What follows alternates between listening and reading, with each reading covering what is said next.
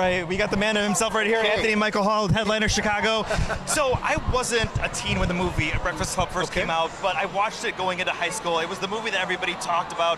When did you realize the cultural impact of the film? Well, you know what? I always acknowledge Mr. John Hughes, who is from this town, and it's always been like a second home to me, because without John, I wouldn't even have this career. He was the greatest. He was my best friend even as a kid, and he was just such an incredible writer, director, and he had a tremendous heart, but he also knew music and really understood people in a very interesting way, you know? So I always acknowledge him, and this is in part a tribute to John tonight. It's also an opportunity to introduce our new cast, which is The Class. And I also have Halloween Kills coming out, so it's all really a blessing. And plus, having to benefit charity and this gentleman, Dan Cotillion, who's a good friend of a mutual friend of mine, Sean Finnegan. So it was a wonderful kind of fusion of everything, you know? What's it like to be a part of something that's bringing this to the new generation, especially you having such a big impact on I'm so honored, because it's nothing I ever anticipated doing. I never thought I'd be, it's not really a remake, it's like a modern retelling of The Breakfast Club. And Nikki Solozzi, our writer-director, is also from Chicago. And it's just a great script. So we started talking about a year ago, and I came on board as a producer, and I'm just really proud. We have a really talented young cast. They're really all excellent actors. And it's the next generation too, you know, they're even more talented and they're sharp as nails, and we're just having a great time. Having a great time, and Halloween Kills coming out this fall, so... Yes, October 15th. I'm starting with Jamie Lee Curtis, and I'm really excited about it. Right, headliner Chicago here with Lyric Ross, who I just found out is a Chicagoan. Yes. From Homewood. Yeah. Tell us a little bit about what it means to come back here to film a movie. Oh, so great. It's so great to be here for, I don't usually get to be here for this long. So, you know, just to be here to film my first movie, that's a huge memory for me. You know, I'm in a comfortable place, so. Can you tell us who you play in the movie? I play Casey, the role of Casey. Yeah. And we'll have to wait till spring of next year to find out about that. But something else we have to wait for next year is This Is Us. That's killing me, because I watch every episode and cannot wait for the next one. What is being a part of that series, and especially your character, you know, meant to you, and especially people reaching out to you for social media, and just the fan response? It means everything. I mean, This Is Us is full of real stories, and you know, for me to portray a character like that, not only am I portraying, you know, a character that's not real, but I'm portraying real stories, you know, real events, and for people to actually connect with that, you know, that gives me that confirmation that I'm actually doing my job. So it's very heartwarming. Now, Justin Hartley's also from the Chicagoland area. Yeah. Do you both come here like at the same time and hang out, or do you guys have any like favorite places in Chicago that you talk about? You know what? We haven't talked about anything. We talked about HF actually, because I was supposed to go to that high school before I moved out to LA, because, you know, I became a series regular on the show. And I think he had maybe an ex-girlfriend when he was a teenager that went to that same school. So we kind of talked about that a little bit. All right, if you and Justin come back to Chicago, we'll offer pizza or something, all right? Yeah, let's do that. All right, we'll do that. Are they? Yep.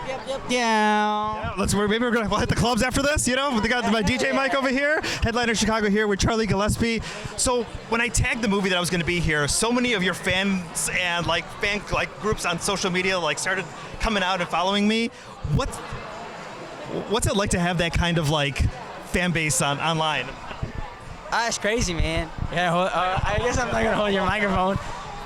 No, they're fun. I mean, a bunch of them showed up today to come see the movie, and we absolutely love it. I mean, I know, I'm very blessed with all these folks, and you know, we kind of all created this little community together, and everyone kind of stuck in it, and just, I don't know, during a time where so many people were divided, we were able to find this connection together, and a lot between them, you know what I mean? But it's been special to see a time where people were so much in distress, and then people found themselves. I mean, the people want connection, people want human connection, people want to talk to each other, people want to hang out and have hugs and do all these things. And when you are so separated from your cousins and your parents and your siblings, well, your siblings and your parents were in the house with you, if you know what I'm saying. But then all your friends were all in other houses. You couldn't see them. You could only FaceTime. You know, they were able to find some people for the community. So I really like that. And another way that we connect is through movies. Tell us a little bit about who you play and what the class means to you. I play Jason. I play this kid who. These are the questions you're supposed to think about before you get up here. I know. I just live them, man. we just, we go through it day by day, and then we make jokes together, and we all have fun on set, and that's who Jason is to me right now. He's this kid that I'm still figuring out. We're only halfway through. You know? We'll have to figure it out. Wait till the spring when the movie comes out. And then the first time you saw The Breakfast Club, what was it like to experience that movie and to be a part of a movie that is inspired by that film? My God, the first time you saw The Breakfast Club. We've been watching that since we were like little toddlers. Growing up, we watched that I was telling them, we watched that in school for Christ's sake. But it's really cool. It's really cool to work with this guy as well, and the whole cast has been coming together so well. We've been molding very nicely, and I like that. We've been hanging out, going on a bunch of hikes. They all like the same stuff that I like, which is kind of fun, Oh, exactly. All right, so tell us a little bit who you play in the class. Sure, I play Jessie. I don't want to give too much away, but she's very studious. She works really hard in class, and she's a lot of fun to play. Now, we're here for the screening for The Breakfast Club, which is a huge, monumental film, especially for people kind of navigating their high school experience. What was your experience with seeing the film, and was there any character that you identified with? Yeah, sure. I mean, I loved The Breakfast Club growing up. It's one of my favorite 80s movies. And it was really impactful to see those kids open up in the way they did. I don't know if I identified with one in particular, but I just loved how different they were, and the acting's amazing. I love all those guys. Headliner Chicago here with Debbie Gibson on the red carpet. So first of all, confession, I've already taken your Debbie Gibson Peloton class 3 times. Yes. It's really hard, right? But it's so much fun. Emma's so awesome. much fun. DJ John's awesome. I mean, I'm still trying to get over that. There's so much going on in my life and in my career right now that I pinch myself daily. And to have had the day off and to be able to have done the Peloton ride with everyone. And by the way, no one was with me. So I was like social media, high-fiving people, and doing the ride. I'm still recovering. But it was so much fun. And the way that DJ John is such a fan of my career, and he knows the more obscure songs and everything. So it was really moving to have those two doing the ride. Take the class if you have not taken Debbie Gibson's. I mean, there's a lot of artists on there, but not that many people have their very own class. We also got to hear the new song, One Step Closer. Yes, new album coming out. Any tour stops in Chicago? I hope so. I mean, so we're starting with the dates with Joey McIntyre in Las Vegas at the Venetian, which are sold out for August, and then more just went on sale for September. And so while I'm doing the movie here, I'm quietly putting that show together. Kind of, dancing in my corporate apartment.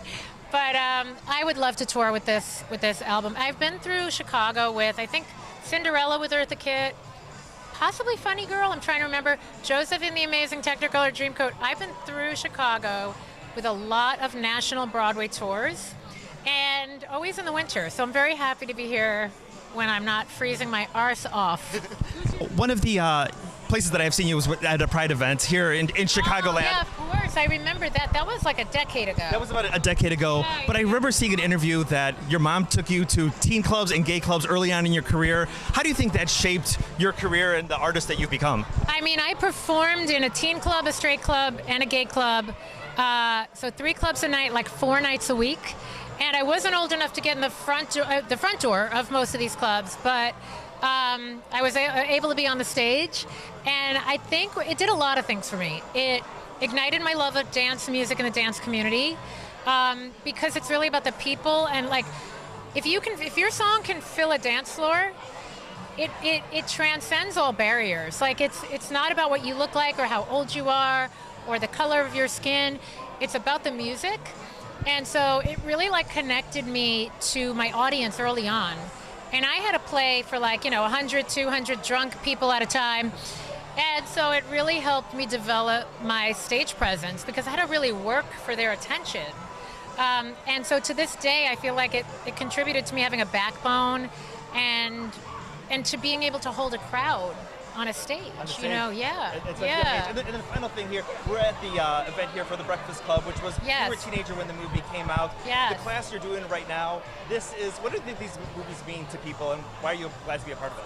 Well, I feel like every generation wants to connect through music, through film, and these young actors all have their own incredible fan base. Of course, Anthony Michael Hall, people are nostalgic for him, but he's also remained current and working all these years. And I just think it's relatable. I think that kids want to know that they're being seen and heard. And Nikki Solosi, who wrote and directed this film, didn't shy away from any real life issues that young people go through. And that's what I love about the script. It's very gritty.